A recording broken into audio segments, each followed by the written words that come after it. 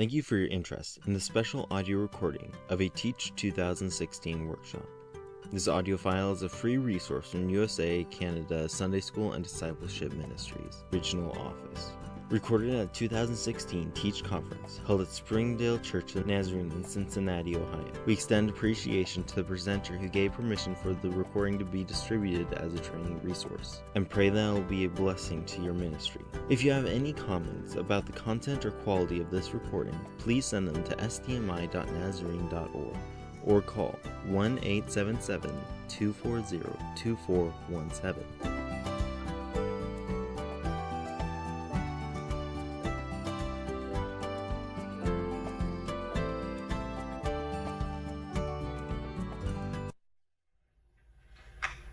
Okay, I'm Jessica Byler, and my session is Junior Leadership. Let me pretend like I don't have this on, so maybe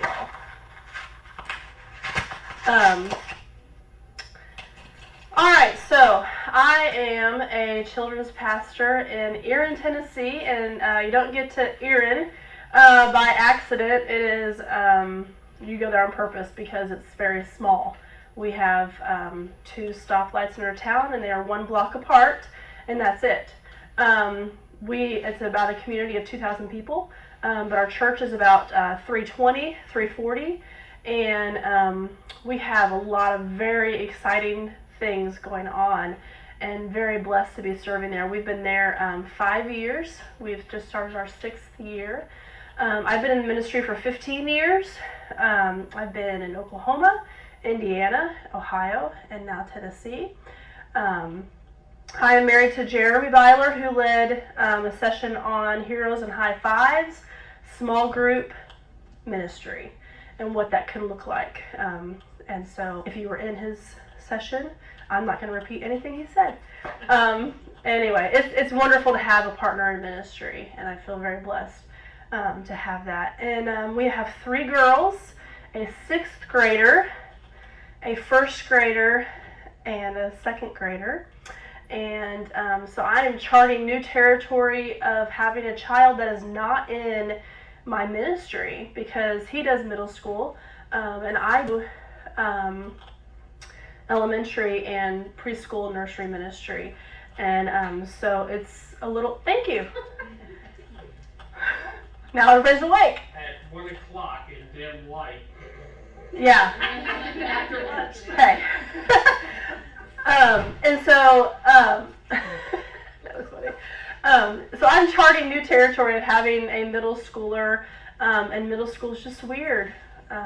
It is, and I'm so thankful that my husband is passionate about middle schoolers, because they kind of drive me crazy. So, that's my world I'm living in.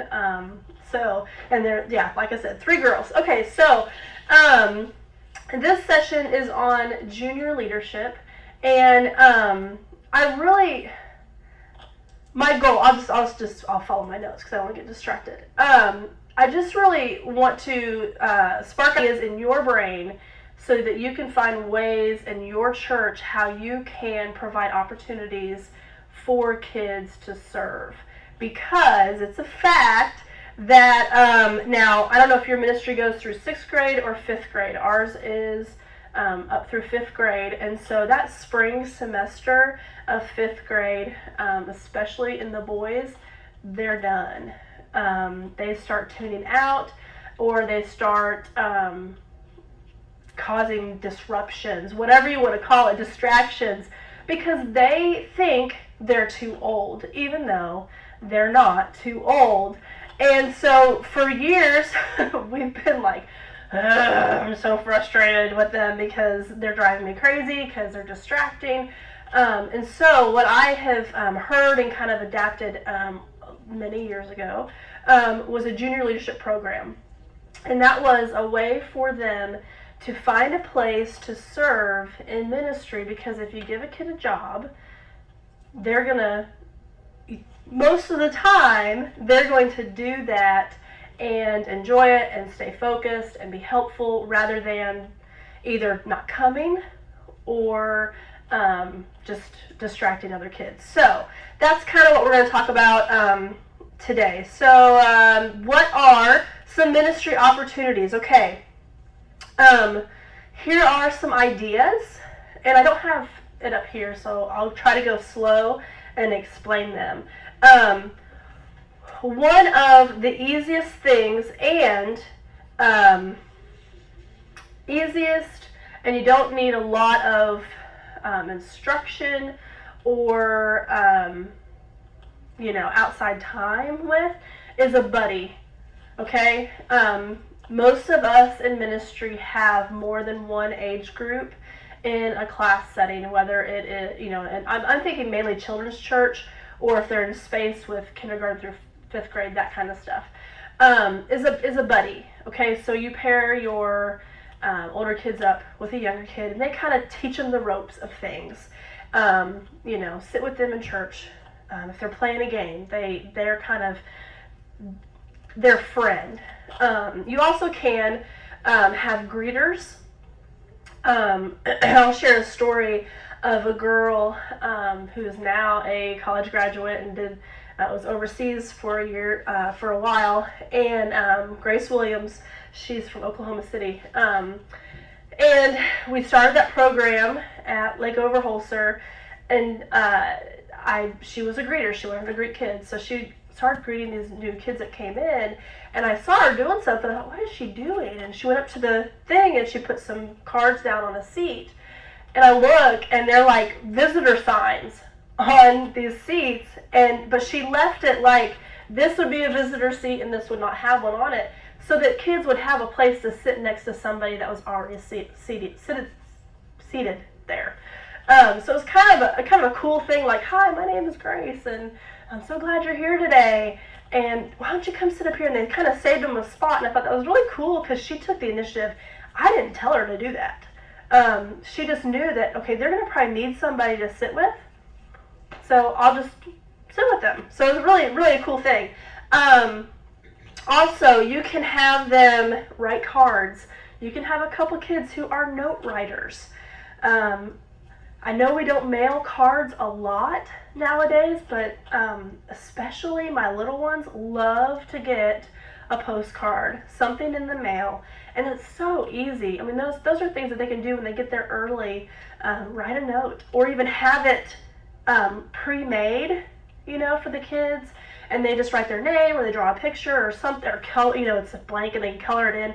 Anything that they can do that would be encouraging, whether it's somebody who hasn't been there in a couple weeks, or maybe a kid is sick, or an adult is sick. Anything. Those can be really broad in how they can encourage one another, and that's ministry. Also, you can have, we have transition times between our services and all that. And so we have games that the kids get to play. It's kind of free time.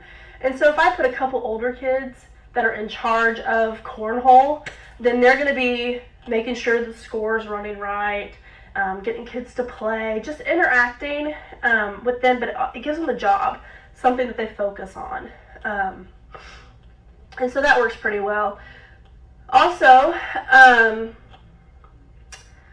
supplies. Kids love, that age, they love to go get things for you. And they're going to get squirrely, and they might get lost and come back a little bit later than you expected. But for the most part, you say, hey, go to the resource room, pick up, I need 5 hula hoops, or I need this bucket filled with water, whatever it may be. That's something easy they can do as well. Snacks are kind of the same way. At this age, they also think that they can help in the nursery. And if it's your personal child, it's a little bit different. But there's no reason they couldn't help and go serve snack or take the snack into the class. There's ways that you can have them serve without them being in there, jumping all over the nursery furniture and getting them all wound up. You're the snack leader. You go take them snack, and then you need to come back. Yes. Quick question. Yes. How do you get your parents to not be anxious about their children running around the church by themselves? Okay. I'm going to talk about that in a minute. Yeah, I'll talk about that in a minute. Also, praise team, tech team, if you do any type of worship songs, they're really, now your boys, maybe not so much, being on the praise team to lead the worship and do the motions, because they usually stand in the back like this, or they sit. But they like to run the PowerPoint and run your sound. That's what they like to do. Or if you have lights, we have a 7th grade boy who runs the lights for one of our worship services, and actual adult worship services. And he's funny. He just back there, and he loves it. He's learning to serve in that role. They also can be a part of the dramas, the storytelling, because they're old enough where you can give them the scripts and say, okay, practice this through, and then they can present it to the group as a whole or present it to preschoolers. It can be very a wide variety there. Ushers, if you take up offering or if you need to pass out stuff, it's all just, let me ask you this, how many of you have helpers show up every week in your class or in your worship service? Every week? Okay, so nobody's raising their hand on the microphone, okay? We know that sometimes we are in a room, in a space, and we're the only one. If we have one of these kids that can help pass out, whatever it is, if you're using an object lesson, if you are handing out papers or crayons or whatever it may be, they can be an extra set of hands for you. Okay, so I'm going back over making sure I got them all because I went out of order. Yes, that's about. There's other ones that I'm sure you might have something that's specific for your church. Okay, so how do we become a junior leadership and gain that trust of the parents? I do an application, and I have all this stuff, so if you want to email me and I'll send it to you, you can tweak it and make it your own. But I do an application, and it's your name, your address, your grade, areas that you want to be involved in, so they do get a choice. Now, I also let them know you may not get your first choice. You may have to wait and do that the next month, and this is for the year. I don't do it for their entire life. It's pretty much their year, and I do this 4th and 5th grade is when I do it. If you don't have a lot of 5th graders, or you don't have any, you could do 3rd graders, but they're still kind of young, and they're still I don't want to say enjoying it, because I think older kids enjoy it as well, but they're not as easily ready to be. You just have to look at your kids. If you have a 3rd grader that is a born leader, or it's your personal child who's there for 3 hours, you can give them a job to do during one of those times to help them learn to serve. So the application is not very long, and on that application it has information about why we're doing it, tells the parents, this is an important thing. They have to sign it. It's kind of like a contract. They have to sign it. The kids have to sign it. They also know that there's consequences if they are just not doing what they're supposed to be doing. And then that way parents know that their child is involved in that. We also do, most of the time, do spiritual gift tests, which is kind of crazy with kids, but there's some good ones out there. I can't think of the website that they're at right now, but they're easy.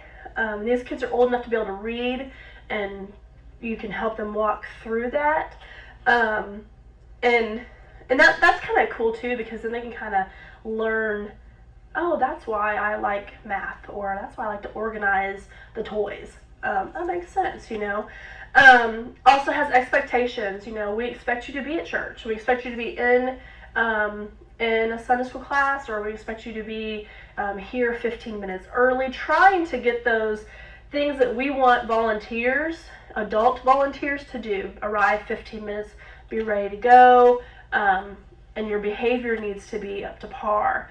In 15 years and probably 13 years of ministry, I've only had one kid that I gave one warning to, and it was just, had to like lay the law down, and he was fine. You offer grace in this because you want them to learn, but you also want to set those expectations, because if you don't, then they're just gonna not think it's serious. And also you need to, parents of split homes or come with the grandparents, you have conversations with grandparents and parents about the program, and you know, this is a really special thing they want to be a part of. I understand that, you know, when they're with their dad or with their mom, they don't come to church. It's okay.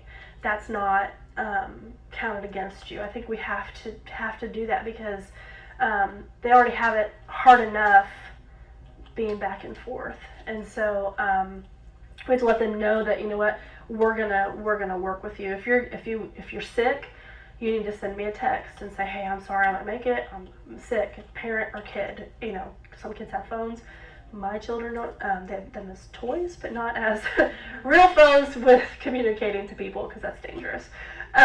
So those all happen, and then activities outside the church, you can also let them know, like, this is going to be a junior leadership initial meeting, and then do fun things with this group, because they're getting ready to transition, and you know, they don't want to come to church and be all about the job. You want to have some fun things for them to do as well, and opportunities for them to serve together. I took a few of ours to help. We have a thing called I can't think of it. That's awful. It's a food distribution thing. Like, they come, Second Harvest is what it's called. There's food that comes on a big old truck, and we pack boxes, and people drive up, and that's all loaded. It's all through our local mission, and it's once a month. And I've taken, when they're not in school, my kids go, like, ever since they were teeny tiny, riding on the carts around. You know, they love it. They're like, when are we going to do that again? And so I thought, well, I'm going to ask my junior leaders to come, and several of them came and stayed for like an hour. It's about 2.5 hours, and then they left, and it was fine. It was good to be together and do that. Let's see, I said that. Oh, devotionals. Now, I at one time had written devotionals for junior leadership, and that got a little crazy because life is crazy. But I think you can find devotional books that you can walk through. And what I was trying to do was to provide them with something to get them in the Word and thinking about life. And I would check those. Now, that's a lot of work on me, but I would check them and just make sure they're like actually doing them and spending time in the Word. And I think that can be even that was pretty intense. If I were to start doing more devotions with them, I would probably either recommend a book or just like a daily scripture and prayer time, that kind of a thing, because kids are busy, we're busy, but we still need to have that devotional time and that time in the Word.